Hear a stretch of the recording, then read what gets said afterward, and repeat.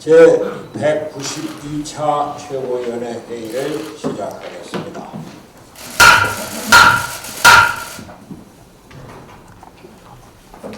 대통령의 가장 중요한 역할은 국민의 마음을 제대로 헤아리고 국민들이 희망을 품을 수 있는 국가 비전을 제시하는 것입니다. 대통령은 또한 진영 논리에 따라 국민 분열에 앞장서서는 안 되고 국민 전체를 통합하는 위치에서 나라를 이끌어야 합니다. 어제 문재인 대통령의 신년 기자회견은 이런 면에서 실망스러웠고 많은 우려를 안겨주었습니다.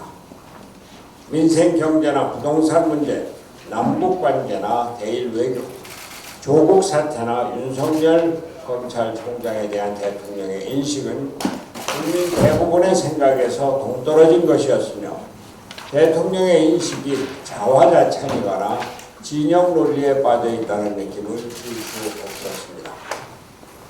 저는 문재인 대통령이 이번 기자회견을 철학과 정책의 대전환을 밝히는 계기로 삼아달라고 말씀드린 바 있습니다. 그러나 오히려 모든 분야에서 대통령의 인식이 전혀 바뀌지 않았고 기존의 정책과 철학을 고집하겠다는 생각을 확인할 수 있었습니다. 경제와 민생 분야에 대해서 문재인 대통령은 부정적 지표가 감소하고 긍정적 지표가 증가했다고 말했습니다. 이는 문재인 대통령이 통계 지표에 대해서 보고 싶은 것만 보는 태도가 여전하다는 것을 보여주는 것이 아닐 수 없습니다. 문재인 대통령은 일자리에 대해서 언급할 때마다 고용률은 최대치이고 일자리의 질은 좋아졌다고 말하고 있다. 이는 세금을 투입해서 만든 60대 이상 단기 알바성 일자리가 급증한 것에 지나지 않았습니다. 실제로 지난 1월부터 11월까지 60세 이상 취업자 수는 37만 명이 증가한 반면 경제 허리인 3040 세대 취업자 수는 약 22만 명이 감소했습니다. 현실을 있는 그대로 파악하여 가장 적절한 정책을 수립해야 할 대통령이 통계 지표부터 이념에 따라 취사 선택한다면 제대로 된 정책이 나올 수 있겠습니까? 남북관계에 대해서도 마찬가지입니다. 문재인 대통령은 남북협력을 거부하는 북한의 메시지를 본 적이 없다고 말했습니다. 그러나 작년 한 해 남북관계가 경색되며 북한 당국이 문재인 대통령을 두고 삶은 대가리가 앙천대소할 일이다 라고 하니 겁먹은 백개가 지저대는 것과 같다, 이렇게 모욕적인 언사를 펼치지 않았다는 점은 모두가 잘 알고 있습니다. 문재인 대통령은 남북관계에서 할 수 있는 협력관계를 최대한 넓혀나가고 이에 대해서는 미국과 이견이 없다고 말했습니다. 그러나 남북 경협사업은 미국의 대북제재 완화가 필수적인 선결 조건입니다. 문재인 대통령의 과도한 대북 정책에 대해 미국 조야에서도 우려가 크다는 것은 잘 알려진 사실입니다. 북한 짝사랑이라는 표현까지 등장하고 있는 것이 현실인데 문재인 대통령만 그 사실을 모르고 있는 것 같습니다. 문 대통령은 최근 국론 분열의 핵심이었던 조국 전 장관과 윤석열 검찰총장에 대해 상반된 태도를 숨김없이 드러냈습니다. 조국 전 장관에 대해서는 마음에 빚을 지고 있다고 하는 한편 윤석열 총장에 대해서는 초법적 권력과 권한을 언급하면서 경고의 뜻을 전했습니다.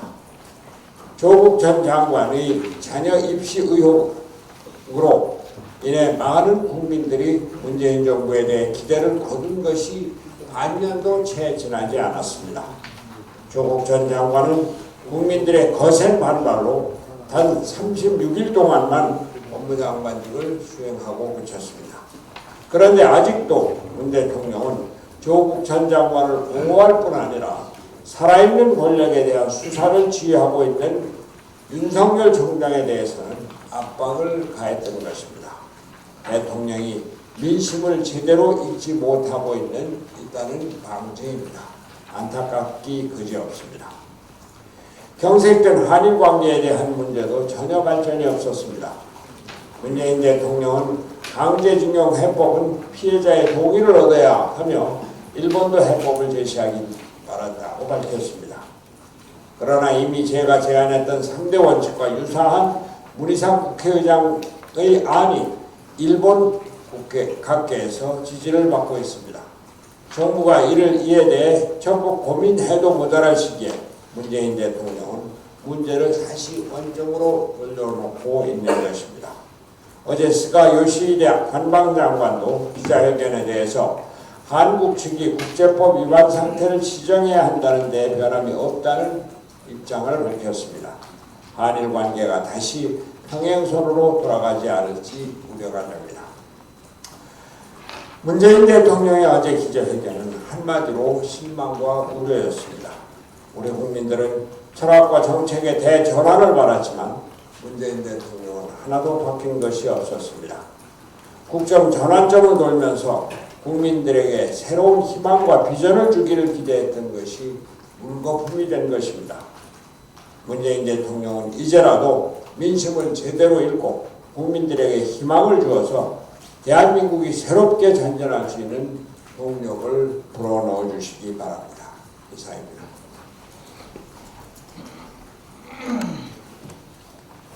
이동석 원내대표 권한대행입니다. 며칠 있으면 우리 당의 장업진 안철수 대표가 복귀가 가까워지고 있습니다. 복귀하시는 대로 재창당 수준의 혁신 작업과 함께 안철수 전 대표 중심의 정계 개편이 이루어질 것이고 또 그렇게 되어야 합니다. 그러기 위해서는 만신장기가 된 당을 조금이라도 수습해 둬야 안철수 대표의 교육과 함께 바로 총선 모드로 돌입할 수가 있을 것입니다. 만일 안철수 대표가 오지 않았는데도 원내대표 선거를 하자는 목소리가 있다면 그것은 당을 또 다른 분란으로 놓고 가는 회당이가 될 것입니다. 여기에 대해서는 모든 동료 의원들이 공감했기 때문에 원내대표 선출이 실제로 연기되었습니다. 정말 절박한 심정으로 말씀드립니다. 선거가 3달도 남지 않았습니다. 당의 지지율은 5%로 맴돌고 있습니다. 또 당의 진제 영입도 잘 되지 않고 있는 상황입니다. 이런 상황에서 어떻게 총선을 치르겠습니까? 그래서 저는 안철수 전 대표만이 유일한 답이다 그렇게 생각합니다. 따라서 저는 안철수 대표가 귀국해서 자리를 잡을 때까지 원내대표 권한 대행에 대해서 역할을 계속 이어갈까 합니다. 직함에 대한 미련은 단 1%도 없습니다. 다만 앞서 말씀드린 이유들 때문에 당을 다지며 묵묵히 소임을 다할 뿐입니다. 이 자리에 계신 많은 분들이 우리 당의 전신인 국민의당의 기둥을 저와 함께 세운 오랜 동지들입니다. 오늘 최고위에서 이런 말씀 드리는 것은 그 책임감과 애당심이 있기 때문이라는 말씀을 드립니다. 여기 이해 주시기를 부탁 말씀드립니다. 제가 어제 원내대표 권한대행으로서 기자간담 회의를 했습니다. 한 70여 분이 오셔서 많은 대화를 나눴는데 사적으로 한 얘기가 또 기사에 기록을 해서 그런 부분에 오해가 있을 것 같아서 다시 한번 말씀을 드렸습니다. 안철수 대표의 생각을 말씀드립니다. 안철수 대표께서는 대한민국이 가야 할 올바른 방향에서 이념에 찌든 낡은 정치를 타파하다는 겁니다. 그 패러다임을 완전히 바꾸자는 겁니다. 그리고 본연적인 리더십을 고쳐야 된다는 생각을 가지고 계십니다. 두 번째는 중도교육과 실용정당, 경제민생정당이 절실하다는 말씀을 드립니다. 또 세 번째는 전면적인 세대교체인데 지금 우리 정치의 주력 부대들이 운동권으로 되어 있지 않습니까? 이런 것들을 전문성 있는 참신하고 깨끗한 정치 세력으로 세대교체를 하자는 것입니다.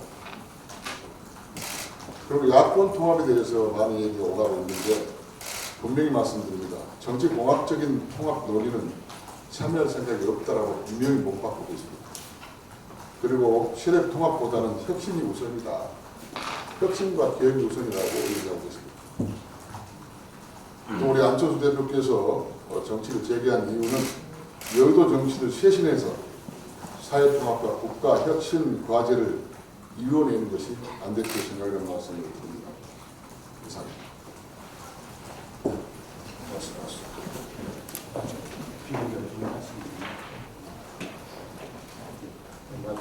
예. 비공개로 회의를 전환하기 전에 우리 바른미래당 유튜브 팀 업무 현황 관리에 대해서 한 5분 정도 보고하는 시간을 갖도록 하겠습니다. 준비됐죠? 예. 제 발언을 했습니다. 아, 죄송합니다. 예.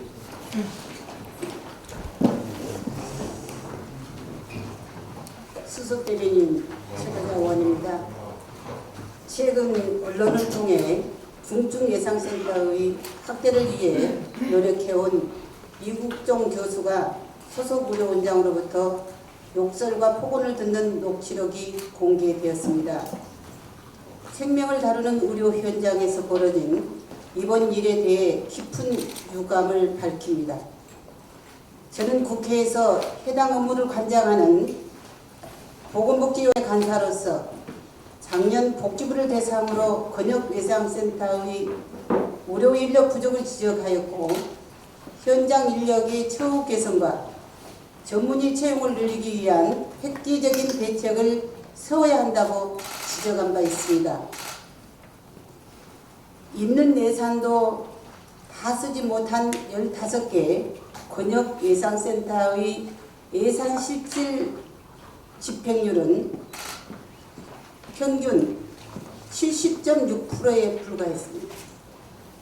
하지만 이국종 교수는 사용한 예산조차 제대로 쓴 것이 아니라는 불편한 현실에 저항했고 격려와 칭찬 대신 욕설과 폭언을 들어야 했습니다.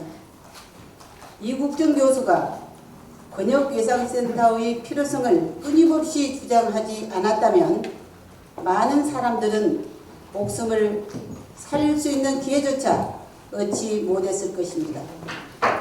자신이 맡은 소임을 위해 스트레스와 우울증을 견디며 버틴 영웅이 욕설을 듣고 떠날 생각을 하는 사회가 제대로 된 사회인지 묻지 않을 수 없습니다. 생명을 살리는 순간일이 병원의 천덕꾸러기로 전략하게 방치해서는 절대 안 됩니다. 관리 감독 권한이 있는 보건복지부의 책임 있는 후속 대책 마련을 촉구합니다. 이상입니다. 보건복지위원으로서 좋은 말씀 해주셨습니다. 더 공개적인 발언 하실 분 없습니까? 없으시면 회의를 비공개로 전환하겠습니다. 비공개 전환하기 전에 유튜브. 그래요. 예. 우리 최도 수님께 죄송하고요. 유튜브 먼저 한번 시연하도록 하겠습니다. 준비됐죠?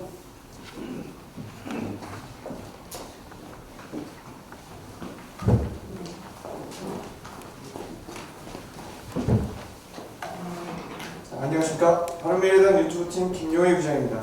유튜브팀 업무 현황과 앞으로 계획에 대해 말씀드리겠습니다.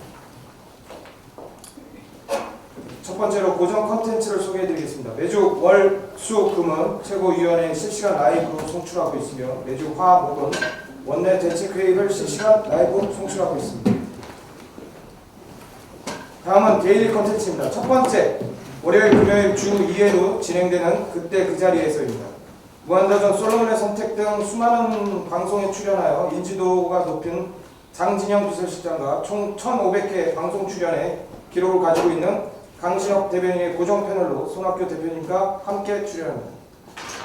국민들에게 친숙하고 잘 알려진 인물을 통해 컨텐츠의 재미를 확보하며 시청자들에게 보다 가깝게 다가갈 예정입니다. 두 분의 뛰어난 재치와 순발력으로 시청자들에게 당의 입장을 위트 있게 전달할 수 있는 것으로 예상되며 현재는 2회까지 촬영을 마친 상태입니다. 다음은 강신혁 대변인 브리핑입니다. 그 주의 최대 이슈를 날카롭게 논평하며 컨텐츠로서 단독 출연이지만 풍부한 방송 경험을 바탕으로 한 강신혁 대변인의 현란하고 능숙한 말솜씨로 한치의 부족함이 없는 코너를 이끌어갈 예정입니다. 독설적이고 직설적인 화법으로 시청자들의 가려운 곳을 긁어줄 수 있는 속 시원한 컨텐츠라고 할 수 있습니다. 다음은 화요일 컨텐츠입니다. 문영주와 함께하는 궁금해 마르레입니다. KBS 공채 개그맨 출신으로 대중들에게 익숙하고 친근한 이미지를 지니고 있는 문영주 KBS 공채 개그맨 진행을 합니다. 대중들에게 친근한 이미지와 화려한 언변 그리고 매끄러운 진행으로 인터뷰를 자연스럽게 이어갈 예정입니다. 2030 시청자들에게 타켓으로 한 컨텐츠로 평소 그들이 답답해하고 궁금해하던 정치 용어와 이슈들을 알기 쉽게 이해하기 쉽게 알아보는 코미디 예능 형식입니다. 또한 악플을 직접 읽어보고 대답하며 시청자들과 직접적으로 소통하는 시간이 될 예정입니다. 현재 1회 촬영 마무리되었습니다. 다음은 수요일 컨텐츠입니다. 손학규와 함께하는 정책연구소입니다. 현재 가장 뜨거운 이슈를 선정하여 각 분야의 전문가들과 함께 논의해보는 컨텐츠며 심도 있는 질문과 피드백을 통해 컨텐츠 전문성을 확보하고 시청자들의 갈증을 해소하며 정치적 이해도를 향상시킬 수 있는 코너입니다.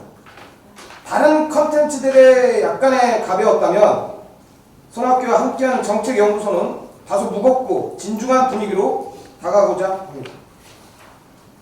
다음은 박형준 문화예술위원장과 함께하는 목요일 컨텐츠입니다. 아름다운 정치입니다. 오페라와 저명한 박형준 문화예술위원장이 진행으로 전문성을 확보함과 현 세대의 청년 예술가들이 지니고 있는 고충을 살펴보고 해결해보는 시간을 갖습니다. 문화와 정치를 접목시킨 컨텐츠로 보다 재미있고 쉽게 시청자들 이목을 끌 수 있으며 박형준 문화예술위원장이 중간중간 트로트를 선보이며 신선하고 다채로운 화면으로 선보일 예정입니다. 다음은 원래 지역위원장이 출연하여 자신의 지역구를 소개하는 여행 브이로그 컨텐츠 그런 날입니다. 지역위원장과 여성 게스트가 출연하여 그 지역의 맛집, 유적지, 관광명소, 카페 등을 돌아다니며 소위 말하는 힐링하는 내용입니다. 현재 2030 세대의 최대의 관심사는 바로 여행입니다. 또한 유튜브에서 가장 인기가 많은 컨텐츠는 현대인의 메마른 감성을 자극시켜주는 브이로그입니다. 그러한 여행과 브이로그를 결합시켜 보다 감성적인 영상미로 시청자들의 접근성을 확대시킬 예정입니다. 또한 선거 기간에만 활동하는 정치인 및 정당의 부정적인 이미지를 쇄신시키며 2030의 젊은 유권자들에게 바른미래당의 이미지를 보다 맑고 깨끗한 이미지로 각인시킬 수 있습니다. 자, 그럼 지금 현재 이 브이로그는 저희가 1회 촬영이 마무리가 됐습니다. 그래서 최종 촬영 편집본은 약 9분 정도이고 오늘은 그중 약 2분 정도의 하이라이트만 보여드리겠습니다.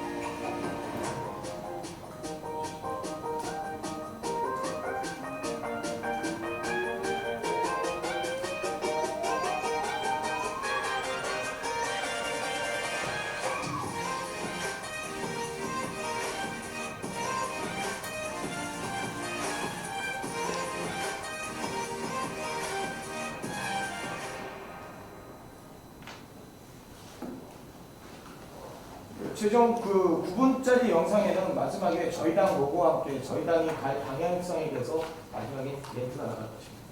지금 이게 몇 분이에요? 현재 하이라이트는 2분이고요. 최종본은 9분. 예. 2분도 넘는 것 같은데. 잘했어. 네, 참고로 풀 버전은 손학규 TV 유튜브 채널에서 확인 부탁드리고요. 구독, 좋아요 눌러주시고 알림 설정 딸랑딸랑 부탁드리겠습니다. 감사합니다. 수고 많으십니다. 자, 오늘 회의를 비공개로 전환하겠습니다.